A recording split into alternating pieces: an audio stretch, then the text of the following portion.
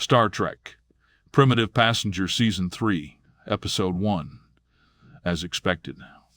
Darkness. The chirp of the comm. The comm chirped again, breaking the silence in Nolan's quarters. He groaned, not even half awake. The door shot open, flooding the room with blazing, harsh white light.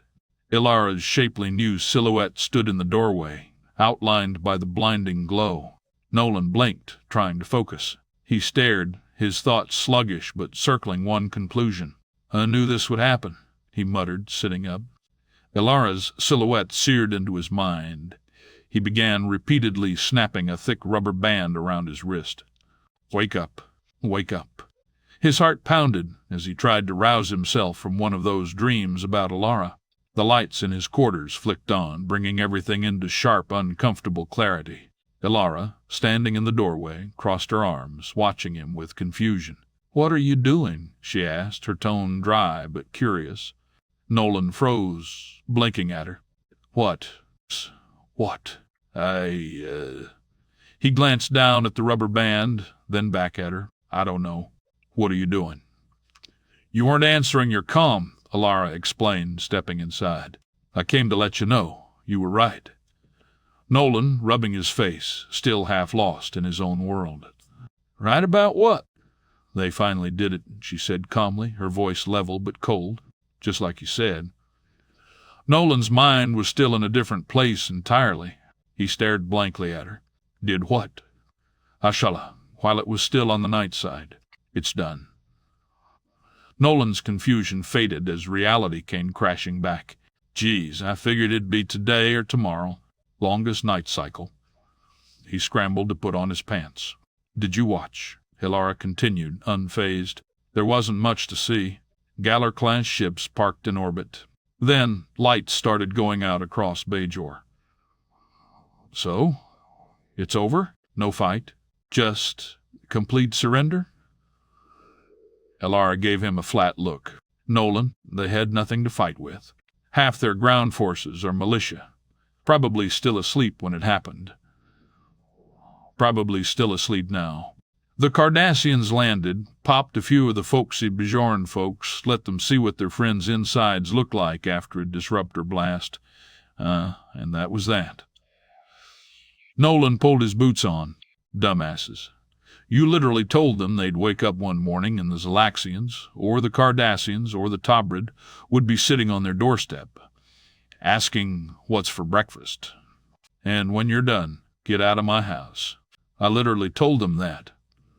Nolan headed toward the bridge and the council. "No statement yet, I'm sure. They'll have every member in the main chamber by dawn, signing an unconditional surrender," Ilara confirmed, her voice low. "Just as you predicted." Nolan stood, glancing at her holographic form with a mix of exasperation and resignation. "Guh," he muttered angrily. "I hate being right, but," holding back his usual string of expletives, "it didn't feel right. In front of a woman." He looked her over. There was a beat of silence before Nolan added, "That new gull call yet?" Ilara shook her head. "Nope.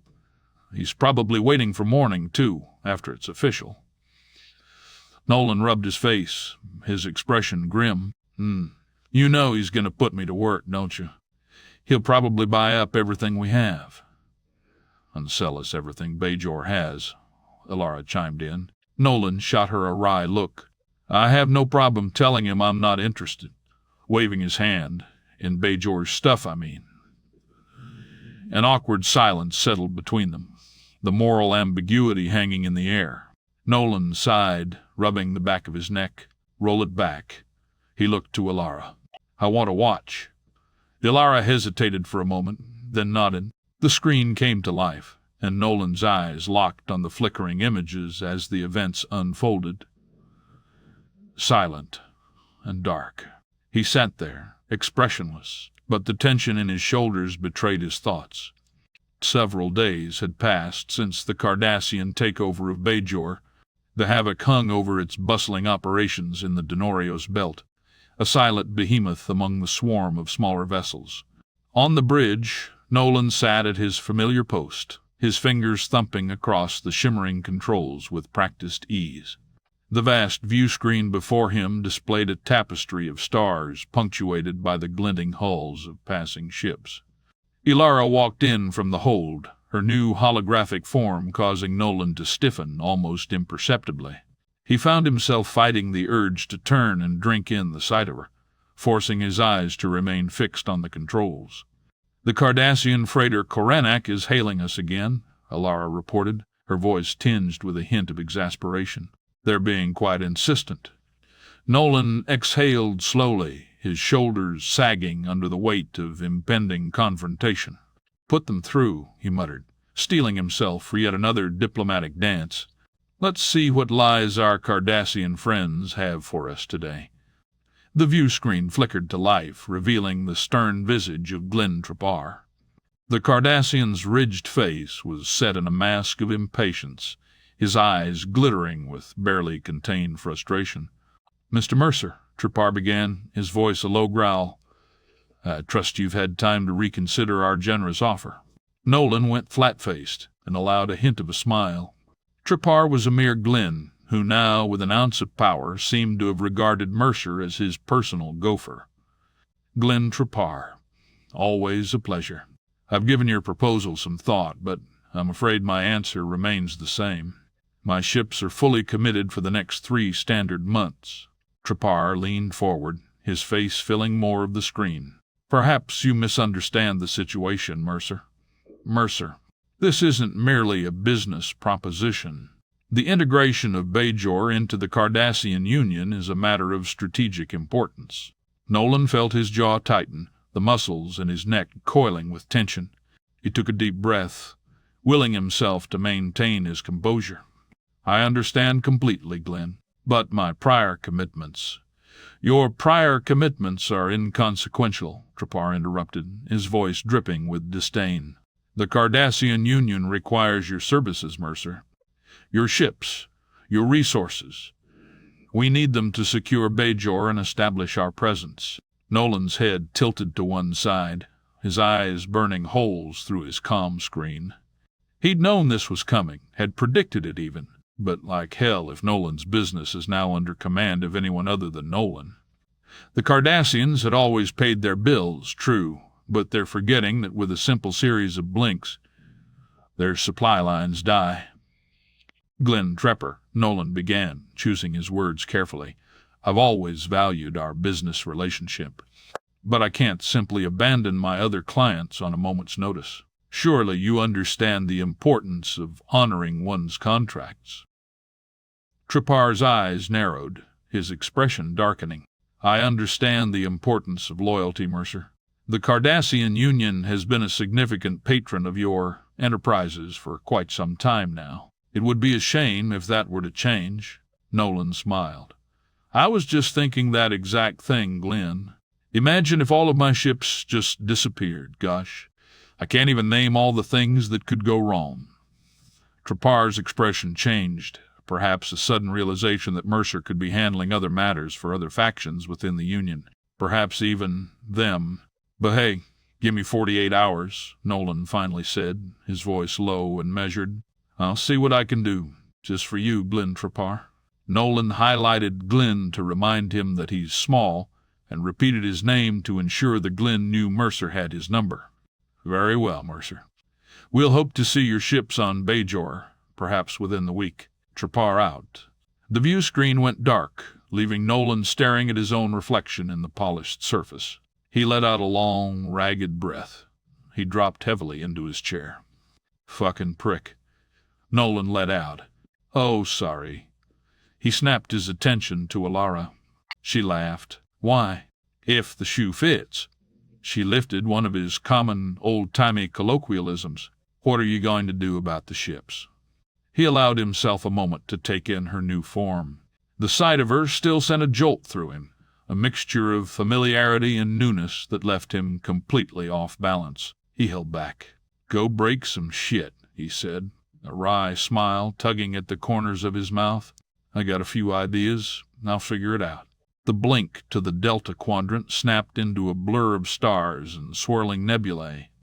Nolan fired the impulse engines and pushed Carol to her limits, marveling at the ship's responsiveness and raw power. By the time eased off near the Enthran shipyards, Nolan's excitement was tempered by a keen sense of anticipation. The shipyard sprawled before him, a marvel of efficiency and organization. Sleek, half-finished hulls hung suspended in space, swarmed by worker pods and automated construction drones. Nolan drew Carol to a respectful distance, transmitting his credentials on a secure frequency. Unidentified vessel.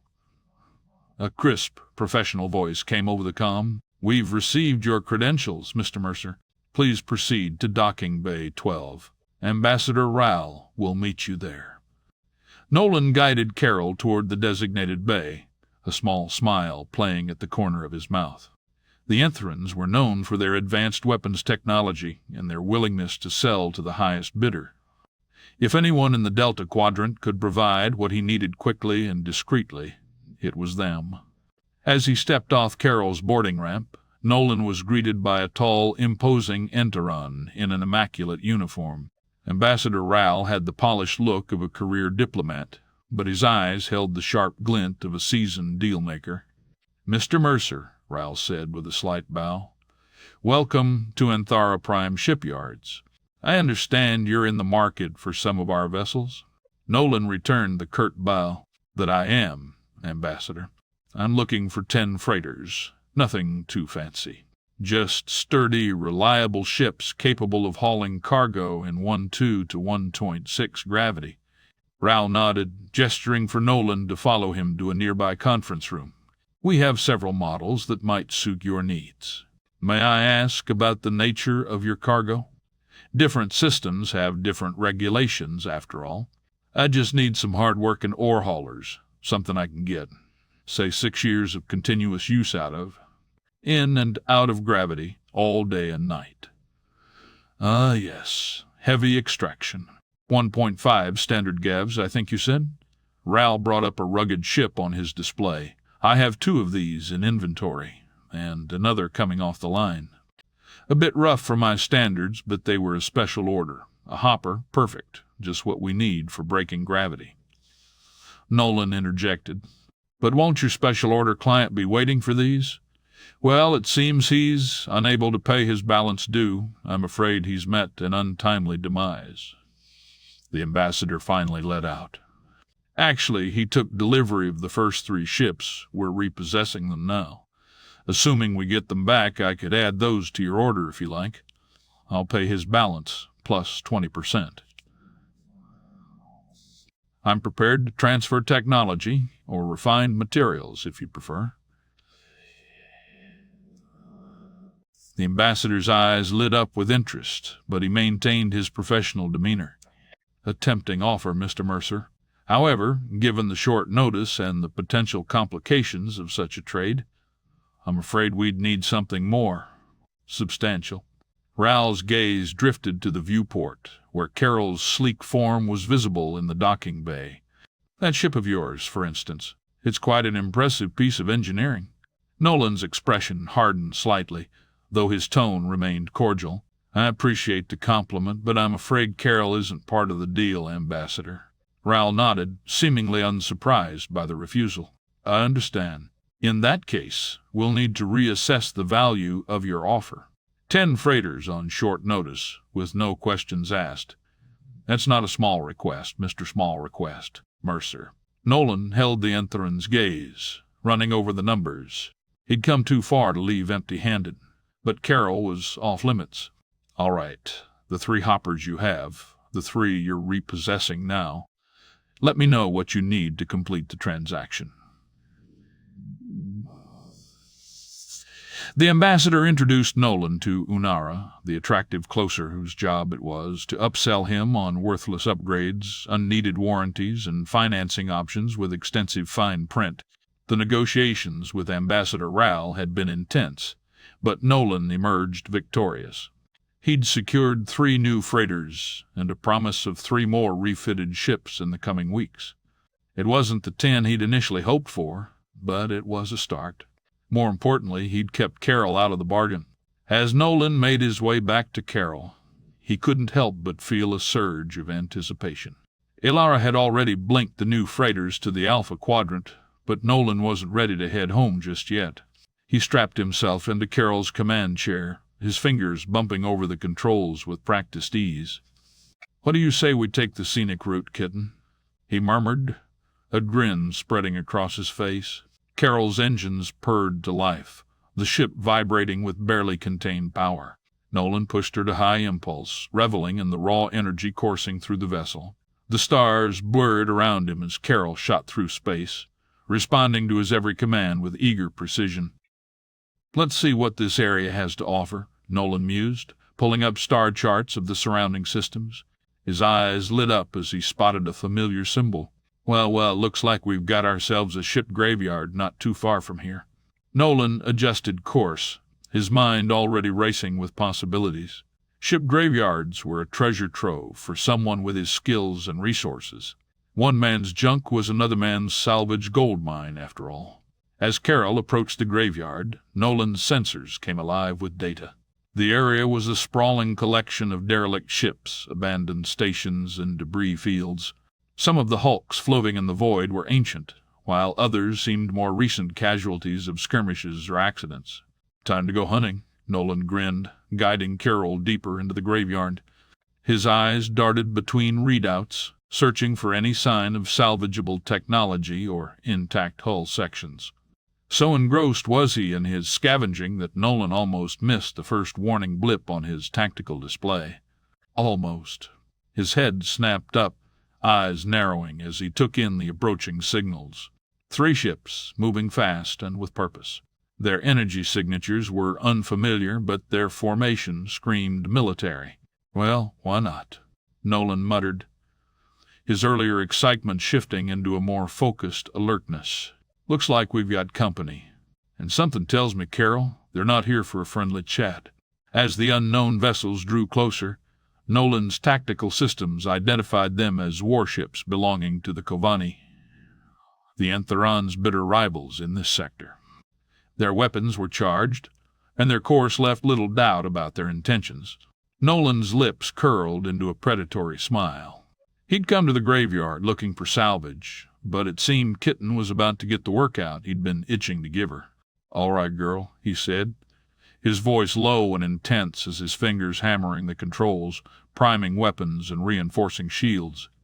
"Let's show these Kovani kids what you can do." The Kovani warships bore down on Carol, their weapons flaring to life in the vast emptiness of the ship graveyard. Nolan's eyes darting between tactical displays and the looming hulks of derelict vessels surrounding them. "Time to play, Kitten," Nolan murmured, a wolfish grin spreading across his face. Carol responded instantly, her engines roaring as Nolan sent her into a spiraling dive. They plunged into the graveyard proper, weaving between the silent husks of long-dead ships. Kovani weapons fire lanced past, searing the void where Carol had been moments before. Nolan's mind raced, taking in the 3-dimensional chessboard of the battlefield. A massive, listing freighter loomed ahead, its hull pockmarked with centuries of debris impacts. "Perfect," he growled, bringing Carol around in a tight arc. The pulse beam hummed to life, a carefully calibrated burst striking the derelict freighter. For a moment, nothing happened. Then, with agonizing slowness, the massive hulk began to move. "That's right, you rusty bastard," Nolan urged, firing Carol's impulse engines to clear the area. "Give our friends a little surprise." The Kovani ships, intent on their prey, didn't notice the danger until it was too late.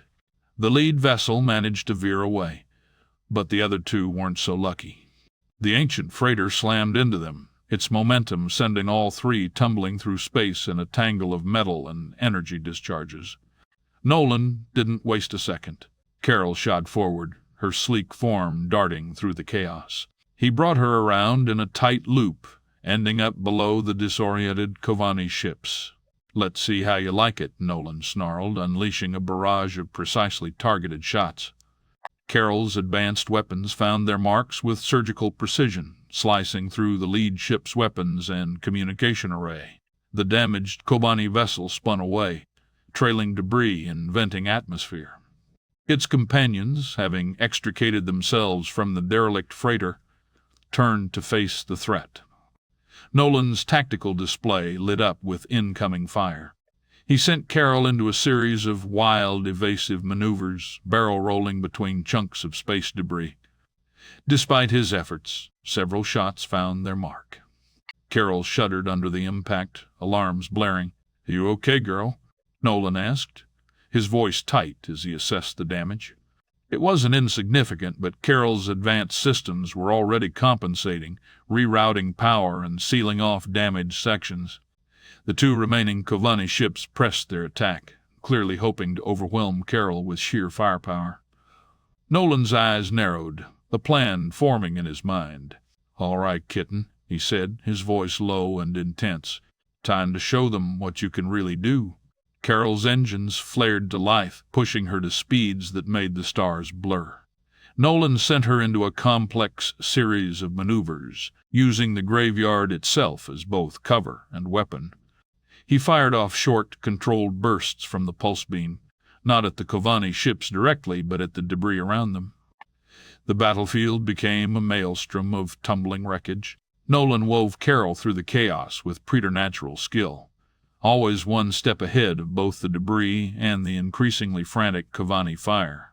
In a daring move, Nolan cut Carol's engines, letting her momentum carry her past a spinning section of hull plating. As soon as they cleared it, he fired the engines again, sending Carol into a tight turn and burn that brought her alongside one of the Kovanni ships. "Good night," Nolan growled, unleashing a point-blank barrage that shredded the enemy vessel's weapons and communications array. The final Kovanni ship, seeing its companions neutered and the odds now decidedly not in its favor, began to retreat. Nolan watched it go, his chest heaving with exertion and adrenaline. "Not bad, kitten," he said, patting the console affectionately. "Not bad at all." As the rush of battle began to fade, Nolan took stock of their situation. Carol had taken some hits, but nothing that couldn't be repaired. More importantly, she'd proven herself more than capable in a real fight. Nolan leaned back in his chair, a satisfied smile playing across his lips. It had been a long time since he'd felt this alive. The thrill of battle, the dance between life and death, it awakened something in him that had been dormant for far too long. As he plotted a course out of the graveyard, Nolan's mind was already running through potential scenarios. The Kovanni wouldn't take this lying down. Not that Nolan cared. If he ever felt like finding a good skirmish, he could always stop by. The Antharans, well, they'd probably have some questions about why their rivals were limping home with their tails between their legs. As the adrenaline of battle faded, Nolan's pragmatic nature reasserted itself. He watched with satisfaction as the last Kovanni ship limped away, no doubt crammed with survivors from its disabled companions. "Well, kitten," Nolan mused, patting the center console affectionately, "looks like we've got ourselves an unexpected bonus." He opened a secure channel to the Havoc. "Ilara, you there? Got a little present for you." Ilara's voice came through, tinged with a mixture of relief and concern. "Nolan, are you all right?" "I've been?" "No time for that now." Nolan cut her off. "I'm sending you coordinates for 2 slightly used Kovanni warships, and an old 3-hulled freighter I found in a boneyard. Looks salvageable." "Kovanni warships?" Ilara's voice sharpened. "Nolan, what did you— Let's just say our new friends decided to donate to our cause." Nolan grinned. "Have the Havoc blink them home. And while you're at it, prep the repair bays. Carol might need a bit of TLC when we get back." "Quaish. What happened out there?" Nolan waved dismissively, even though Ilara couldn't see him. "Nothing to worry about. Just having a little fun with the locals. I'll fill you in when I get back." Before Ilara could press further, Nolan closed the channel. He leaned back in his chair, a satisfied smirk playing across his lips. 6 ships secured, with 3 more on the way. Not a bad day's work. Hours later, Carol glided across the Havoc's cavernous hold. Nolan could already see repair drones swarming around the newly acquired ships, assessing damage and beginning restoration work. As he stepped off Carol's boarding ramp, Nolan found himself face to face with Ilara's hologram. Her arms were crossed, one eyebrow raised in a look that demanded explanation. "Before you start," Nolan said, holding up a hand, "everything's fine. Carol performed beautifully. A few scratches here and there, but nothing serious." Ilara's eyes narrowed. "Scratches don't usually require a full repair bay, Nolan. What really happened out there?" Nolan sidestepped her, making his way toward the bridge. "What happened is, we came out ahead. 6 new ships, Ilara. 6. And you should see what Carol can do in a real fight. She's a marvel." "A fight?" Ilara followed, her voice tinged with exasperation. "You were supposed to be negotiating, not starting a war in the Delta Quadrant." Nolan chuckled, shaking his head. "No war. Just a little territorial dispute. Nothing we couldn't handle." He looked Ilara in the eye. "We took 3 of those ships, Ilara, in minutes." As they reached the bridge, Nolan's expression grew more serious. "What's the word from our Cardassian friends? Have they been nipping at our heels while I was away?"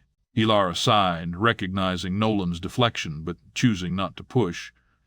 "For now, nothing. I think the Glen got your message. And you're still within your 48 hours. "With these new ships," Nolan interrupted, a wolfish grin spreading across his face, "we're back in business. Get the crews prepped and ready." Nolan was snapping his fingers. "Who was that girl pilot that showed up with her friends from the Whatsits War? Started with an E, I think. Her name's Jalen, starts with a J's, I think." Ilara made a sideways smile that nearly sent Nolan into hysterics. "You sure you want someone that rough on the ground?" "Yeah, I need a bona fide asshole running that operation. She sure fits the bill." Nolan ran his hand through his hair, shaking his head. "You like her, don't you?"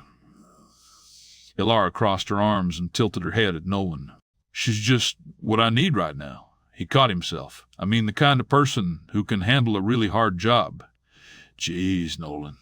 Ilara laughed. "I could read your pulse and body temperature before I had this body, but being so close, it's like turning on a fire." Still laughing. "Easy, boy. That's no fair." Nolan snorted. "Reading my pulse and temp and whatever else. Besides, whatever part of me that's still human." He shook his head and let it trail off. Loneliness broke Nolan a long time ago. Times like this, when he wasn't paying attention, he'd get a reminder of that. The encounter in the ship graveyard had awakened something in him, a hunger for action, for the thrill of the fight, something else, buried deep. The harsh Bajoran sun beat down mercilessly as Nolan's newly acquired freighter touched down on the barren landing pad. Dust billowed around the ship, momentarily obscuring the view of the desolate landscape. As the particles settled, Nolan could see the 2 Kovani warships flanking his vessel, their sleek forms a stark contrast to the hastily constructed utilitarian Cardassian structures dotting the area. Those had to be the prettiest ore freighters in the quadrant, now all dusty. Nolan shook his head. The landing ramp hissed open, and Nolan strode down, his boots crunching on the parched earth. The air was thick with the acrid smell of industrial runoff and the metallic tang of iridium ore. In the distance, massive excavators tore into the planet's surface, heedless of the environmental devastation they left in their wake. As Nolan reached the bottom of the ramp, he found himself face to face with Gul Tenor. The Cardassian's eyes were narrowed, his normally composed features twisted into a mask of barely contained anger. "Mercer," Tenor hissed, not bothering with pleasantries. "What is the meaning of this? You land here, unannounced, with warships of unknown configuration at a time of such delicacy?" Nolan raised an eyebrow, affecting an air of innocent confusion. "Our ships." "Oh, you mean my new freighters. Come now, Tenor, surely you don't think I'd bring actual warships to our little business arrangement?" Tenor's eyes flicked to the imposing vessels looming behind Nolan. "Yes, freighters, Mercer. Freighters with advanced targeting scanners, level V disruptors, and torpedoes with an unknown energy signature. You realize I'm a Cardassian, don't you? We call many of our ships freighters as well." "Yes, I knew you'd understand." Well-armed freighters, Nolan conceded with a shrug. You know how dangerous these shipping lanes can be. A man's got to protect his investments. The Cardassian leader's eyebrow lifted. I don't recognize the design. Where did you acquire such vessels? Nolan waved a hand dismissively. Oh, you know how it is. A trade here, some salvage there.